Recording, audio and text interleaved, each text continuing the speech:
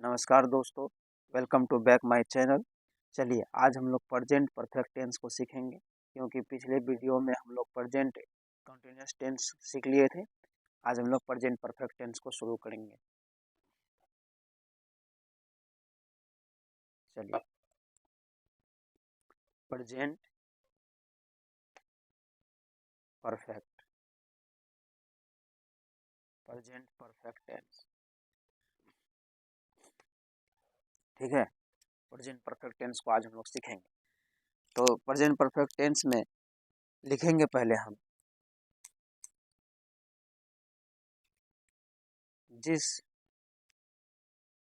जिस हिंदी वाक्य के अंत में जिस हिंदी वाक्य के अंत में जिस हिंदी वाक्य के अंत में चुका है, चुके हैं, चुकी है,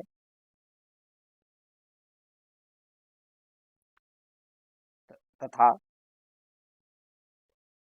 या है,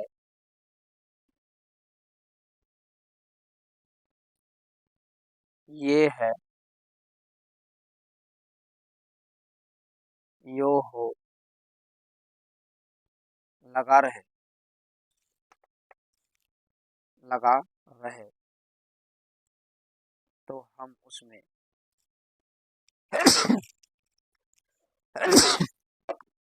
लगा रहे तो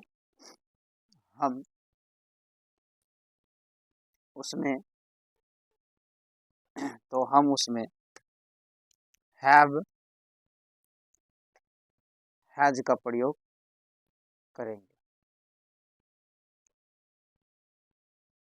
करेंगे, ठीक है। हम लोग जान गए जिस हिंदी वाक्य के अंत में चुका है, चुके हैं, चुकी है तथा या है, ये है, यो है, लगा रहे तो हम उसमें हैव हैज का प्रयोग करेंगे, ठीक है। हैव हैज का क्या करेंगे हम लोग? प्रयोग करेंगे, ठीक है। आप लोग फ्रेश से लिख लीजिएगा। इतना हम लोग जान गए कि हम किस चीज़ का प्रयोग करेंगे। चलिए, पहला इस सेंटेंस का सबसे पहला सेंटेंस है, हम लोग अफर्मेटिव सेंटेंस को जान लेते हैं। किसको? Affirmative sentence. Affirmative sentence present perfect का पहला जो सेंटेंस, ठीक है। इसमें है वह, एग्जाम्पल है, वह दिल्ली वह दिल्ली से आ चुका है।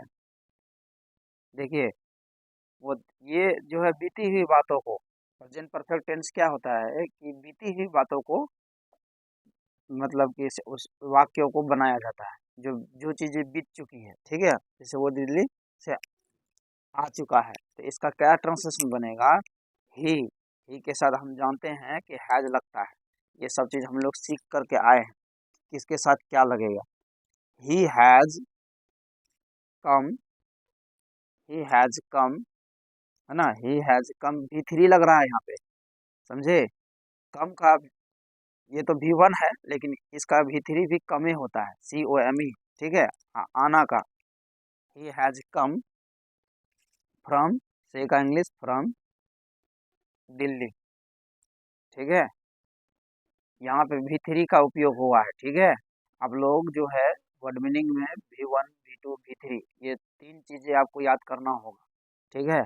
चलिए, इसका फॉर्मूला होगा सब्जेक्ट प्लस हैव या has plus V3 plus object, ठीक है। Subject plus have has plus V3 plus object, ये हो गया अफर्मेटिव सेंटेंस का फॉर्मूला, ठीक है।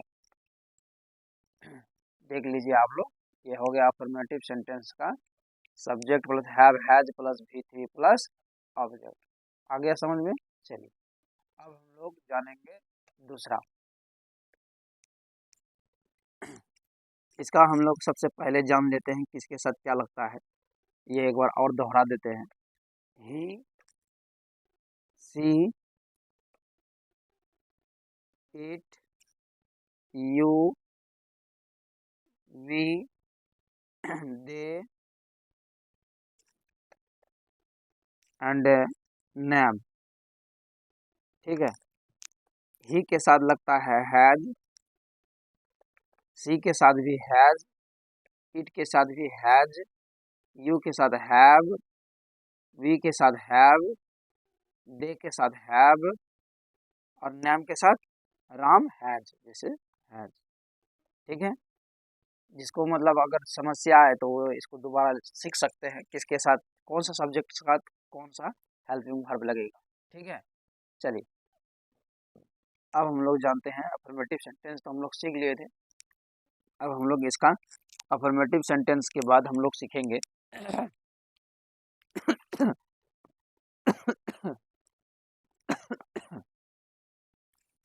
हम लोग जान गए अफर्मेटिव सेंटेंस।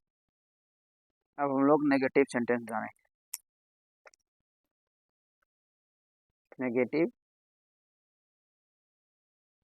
सेंटेंस,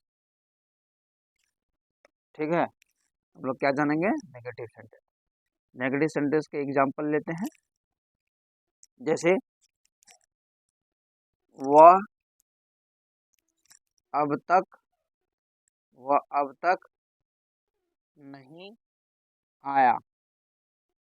हाँ, ये चीज आप ध्यान दीजिए, आया है, वो अब तक नहीं आया है, ये चीज ध्यान दीजिए। देखिए हिंदी वाक्य के अंत में चुका है ना, या है, आ गया ना, तो हम इसका ट्रांसलेशन जो है समझ जाएंगे, इसमें हैव हैज का हेल्पिंग वर्ब लगेगा। ठीक है, देख लिए ना। चलिए आगे हम लोग करते हैं, इसका ट्रांसलेशन बनाते हैं।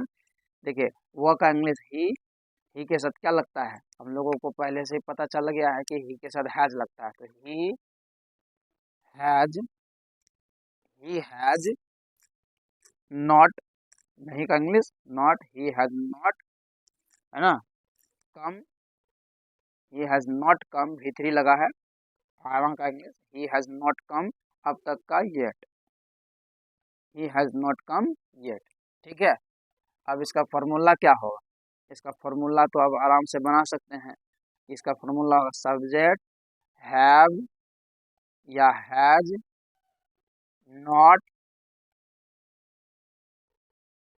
Not plus V3 plus object.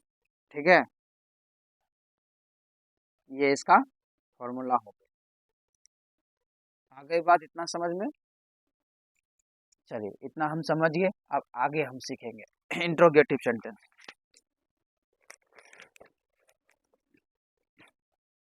अब हम लोग इंट्रोगेटिव सेंटेंस सीखेंगे। इंट्रोगेटिव